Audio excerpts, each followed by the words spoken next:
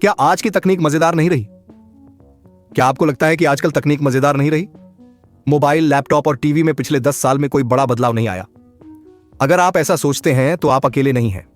खासकर 2020 के बाद तकनीक में नई चीजें कम आई हैं। मोबाइल फोन 5 साल पहले कितने शानदार फोन आते थे, पर पिछले 5 सालों में कोई बड़ा बदलाव नहीं हुआ।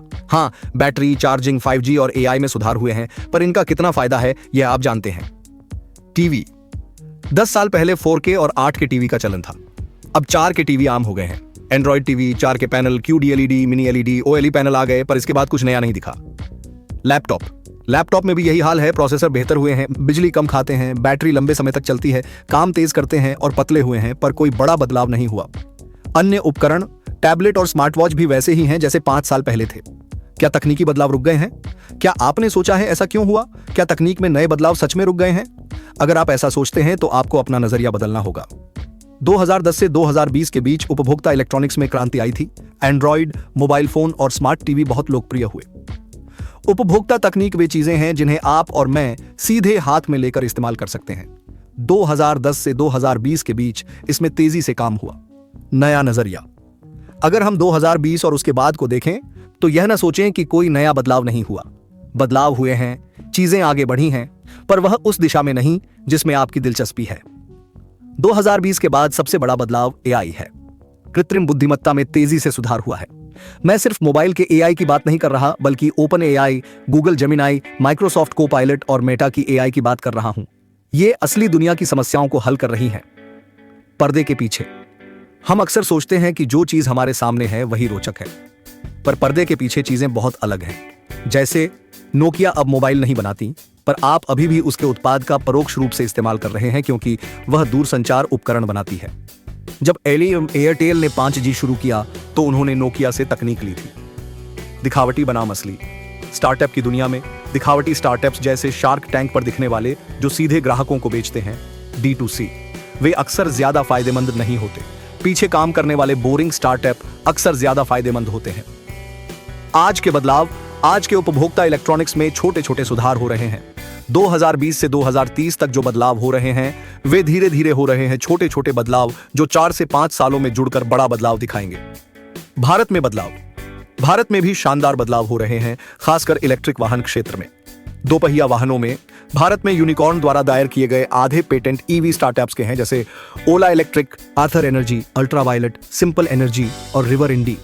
निष्कर्ष, तकनीकी बदलाव रुके नहीं हैं, बस अपनी गति से चल रहे हैं। 2010 के दशक में हम हर 6 महीने में कुछ नया देखने के आदी हो गए थे, पर वास्तव में किसी उत्पाद को बनाने में सालों लगते हैं। आज घरेलू उपकरणों में भी धीरे धीरे बदलाव हो रहे हैं। IoT बढ़ रहा है, वाईफाई वाले AC और स्मार्ट होम उपकरण आ रहे हैं। अगर आपको तकनीक मजेदार नहीं लगती तो शायद आपको अपना नजरिया बदलना चाहिए, क्योंकि जहां बदलाव हो रहे हैं वे शायद आपकी नजरों से छिपे हुए हैं। क्या आपको भी आजकल के स्मार्टफोन उबाऊ लगते हैं? खैर, बाजार में बड़ा बदलाव आया है, जिसमें 2018 से 19 में स्मार्टफोन का क्रेज अपने चरम पर हुआ करता था, लेकिन आपके समय में यह सनक कम हो गई है। मेरा मतलब है, आप में से कई लोग स्मार्टफोन के जरिए पूरे उद्योग पर नजर रखते होंगे और देखें किस कंपनी का नया फोन आ रहा है, किस फोन में क्या है। लेकिन आज के समय में आपको भी नहीं पता होता कि कौन सा फोन कब आ रहा है, क्या आ रहा है और उसमें कौन सा प्रोसेसर आ रहा है, क्या नई चीज आ रही है। और इससे यह पता चलता है कि पहले स्मार्टफोन बहुत रोमांचक हुआ करते थे, अब वे बहुत तेजी से उबाऊ हो रहे हैं और इसका प्रभाव यहाँ काफी बड़ा हो सकता है। सबसे पहले मैं नवाचारों के बारे में बात करना चाहूंगा। यानी 2019 से 2020 तक इनोवेशन बहुत तेजी से हो रहा था, लेकिन उसके बाद बाजार में नवाचार बहुत तेजी से कम होने लगा। खैर, मूलतः बात यह है कि स्मार्टफोन में साल दर साल सुधार आ रहे थे और नई चीजें घटित हो रही थीं। और अगर हम किसी भी टेक्नोलॉजी वाइज इंडस्ट्री की बात करें तो शुरुआत में कुछ वर्षों तक इनोवेशन बहुत तेजी से आता है, और जब एक चीज स्थिर हो जाती है तो वह स्थिर ही रहती है और उसमें छोटे मोटे सुधार और छोटी मोटी वृद्धियां आती रहती हैं। और यदि आप कोई बड़ा नवाचार देखना चाहते हैं तो वह इतनी जल्दी नहीं आएगा। ऐसा होने में 1 साल, 2 साल, 3 साल, 4 साल लगते हैं, जिसके कारण नवाचार चक्र बहुत लंबा है। अगर बात करें तो स्मार्टफोन के डिजाइन में कोई बड़ा बदलाव नहीं किया गया है। जब 2007 में आईफोन आया तो उसमें भी वही ग्लास स्लैब डिजाइन जारी रहा और वही कांच का स्लैब यहां प्रमुख फोकस बिंदु के रूप में बैठा है, और इसका डिजाइन बिल्कुल वैसा ही है जैसा कुछ साल पहले था और डिजाइन में कोई बदलाव नहीं किया गया है। हालांकि मोबाइल फोन में फोल्डेबल्स ने मोबाइल फोन के फॉर्म फैक्टर और डिजाइन को पूरी तरह से बदलने की कोशिश की, लेकिन डिजाइन और स्वरूप कभी नहीं बदला। वास्तव में हुआ यह कि लोगों को दिखाया गया कि फोल्डेबल ही भविष्य होगा। लेकिन जो लोग घूम रहे हैं वे सामान्य फोन से ही चिपके हुए हैं। वे फोल्डेबल पर ज्यादा आगे नहीं बढ़े हैं। और आज भी कंपनियां फोल्डेबल को केवल इसलिए निकालती हैं क्योंकि वे अपने ब्रांड को प्रीमियम में स्थान देना चाहती हैं। यह एक ऐसी रणनीति है जिसका पालन हर कंपनी करती है, और आज भी मैं कह रहा हूं कि फोल्डेबल का बाजार हिस्सा कभी भी 5% से अधिक नहीं हो सकता। अगर मैं आज मोबाइल फोन पर नजर डालूं तो कोई बड़ा बदलाव नहीं आया है। यदि आप लगातार वर्षों के लॉन्च पर नजर डालें तो कोई बड़ी उछाल नहीं आएगी। अगर आप 2024 और 2025 के फोन को भी देखें तो आपको इतनी बड़ी उछाल कभी नहीं दिखेगी। मूलतः यहां एक छोटा सा वेतन वृद्धि चक्र चल रहा है। इसके अलावा यहां उपकरणों की दीर्घायु भी बढ़ गई है। यानी अगर कोई व्यक्ति किसी फोन को 2-3 साल चलाना चाहता है तो वह उसे 3 साल तक चला सकता है, और 3 साल बाद भी बाजार में जो फोन देखने को मिलेंगे उनमें कोई बड़ा बदलाव देखने को नहीं मिलेगा। और लंबी उम्र एक ऐसी चीज है जिसके कारण मोबाइल फोन की बिक्री में गिरावट आई है, क्योंकि अब लोग महंगे फोन तो खरीद रहे हैं लेकिन महंगे फोन को लंबे समय तक चला भी रहे हैं, जिसके कारण नए फोन की बिक्री पर भी बड़ा असर पड़ा है। और अगर देखा जाए तो वैश्विक स्तर पर स्मार्टफोन बाजार भी थोड़ा ठंडा पड़ गया है, विशेषकर यूरोपीय और अमेरिकी बाजार। लेकिन वहां स्थिति थोड़ी खराब है क्योंकि वहां फोन बाजार पूरी तरह से सूख चुका है।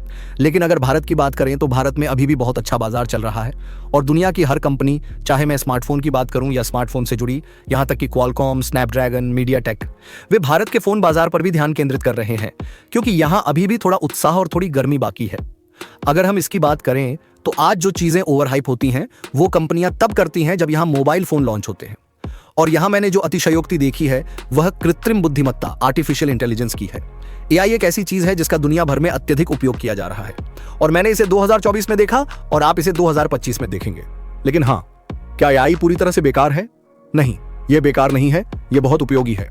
लेकिन जिस तरह से मोबाइल फोन कंपनियां आपको एआई बेचने की कोशिश कर रही हैं वह उपयोग का मामला नहीं है। एआई एक बहुत ही महत्वपूर्ण नवीन आविष्कार है, लेकिन इसके लिए नया फोन, नया लैपटॉप, नया कंप्यूटर खरीदने की जरूरत नहीं है। ऐसे कई एआई आधारित अनुप्रयोग हैं जिनका आप निःशुल्क उपयोग कर सकते हैं।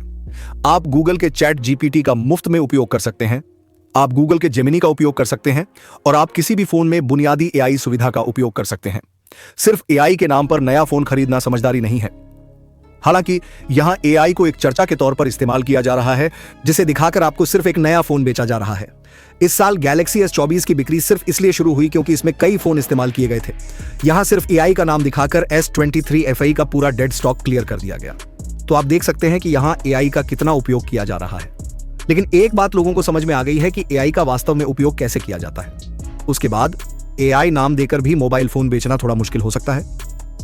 और अगर हम इसकी बात करें तो मोबाइल फोन उद्योग में एक बहुत ही दिलचस्प बात देखने को मिलती है। देखिए, iOS और एंड्रॉयड के बीच की दूरी बहुत अधिक है। आज के समय में क्या होता है, जब iOS का नया संस्करण आएगा तो क्या होगा? एंड्रॉयड के कई फीचर्स iOS में आते और चले जाते हैं। जब एंड्रॉयड का नया वर्जन या कोई भी कंपनी अपनी नई स्किन जारी नहीं करती है तो क्या होता है?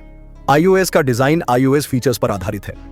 नवीनतम एंड्रॉयड OS स्किन और iOS के नवीनतम संस्करण के बीच की दूरी कम होती जा रही है। यानी जो चीजें iOS और एंड्रॉयड में बहुत अलग हुआ करती थीं, वे कम हो रही हैं। फीचर्स की बात करें, कस्टमाइजेशन की बात करें, अलग अलग चीजों की बात करें, यह चीज नीचे जा रही है। और इसका असर यह हो रहा है कि आज के समय में मोबाइल फोन का रोमांच थोड़ा गायब सा हो गया है। 2010 से 2020 का युग जब डिजाइन थे, जब मोबाइल फोन थे, वह बहुत दिलचस्प था। पहले कई कंपनियां हुआ करती थीं, लोगों को कई विकल्प देखने को मिलते थे, हर हफ्ते नए नए फोन लॉन्च होते थे। लेकिन तब लोग सोचते थे कि हमें यह फोन खरीदना चाहिए या वह फोन खरीदना चाहिए। उस समय दुनिया बहुत अलग हुआ करती थी, और अगर आप उस नॉस्टैल्जिया को देखें तो 2020 के बाद वो काफी कम हो गया है। और ऐसा नहीं लगता कि 2020 में यहां वैसा नॉस्टैल्जिया आने वाला है। यहां बेसिक कंडीशन यही है कि आप लैपटॉप इंडस्ट्री की तरह बन जाएंगे, जहां लोग मोबाइल फोन केवल तभी खरीदेंगे जब उनकी कोई आवश्यकता होगी, और अधिकांश आवश्यकताएं एक अच्छे मोबाइल फोन से पूरी हो जाएंगी। और यही कारण है कि गिरती बिक्री और अन्य चीजों को बचाने के लिए मार्केटिंग में इसका बड़े पैमाने पर उपयोग किया जा रहा है, जिससे लोगों में रुचि बनी रहे और लोगों को पता चलता रहे कि बाजार में कौन सा नया उत्पाद आ रहा है। लेकिन ये चीजें कब तक चलती रहेंगी, यह देखने की बात है। और हाँ, भारत में फोन बाजार अभी भी बहुत गर्म है, जिसके चलते हर कंपनी भारत में अपने मोबाइल फोन लॉन्च कर रही है। साथ ही सभी फ्लैगशिप फोन जो 2025 में लॉन्च होने वाले थे, कई उत्पाद 2024 में पहले ही लॉन्च हो चुके हैं, और 2025 के फोन भी 2024 में आ रहे हैं। तो हाँ, आप देख सकते हैं कि यहाँ कंपनियों द्वारा जीवन चक्र कितनी जल्दी किया गया है। स्मार्टफोन अब थोड़ा उबाऊ हो गया है, और शायद इससे उद्योग में बड़ा बदलाव आ सकता है। जहां फोन कंपनियां आज के समय में थोड़ा पिछड़ गई हैं, वे कुछ नया आविष्कार कर सकते हैं और बाजार में फिर से अपनी जगह बना सकते हैं। और हाँ, अगर कोई कंपनी बाजार में कोई नया उत्पाद लाती है और कुछ ऐसा लेकर आए जिससे लोगों में पुनः उत्साह पैदा हो जाए, तो शायद यह काम हो सके।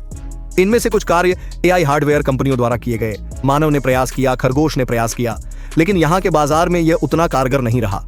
मैंने भी देखा है कि मोबाइल फोन के साथ साथ अन्यत्र भी नवाचार हो रहा है, लेकिन ऐसे नवाचार को आप तक पहुंचने में थोड़ा समय लगेगा। क्या आपको भी स्मार्टफोन बोरिंग या दिलचस्प लगता है? मुझे नीचे टिप्पणी में बताओ। वीडियो देखने के लिए धन्यवाद। मैं आपको अपने अगले वीडियो में देखूंगा। अपने विचार नीचे टिप्पणी में बताएं। धन्यवाद। मेरे चैनल को सब्सक्राइब करना मत भूलिएगा।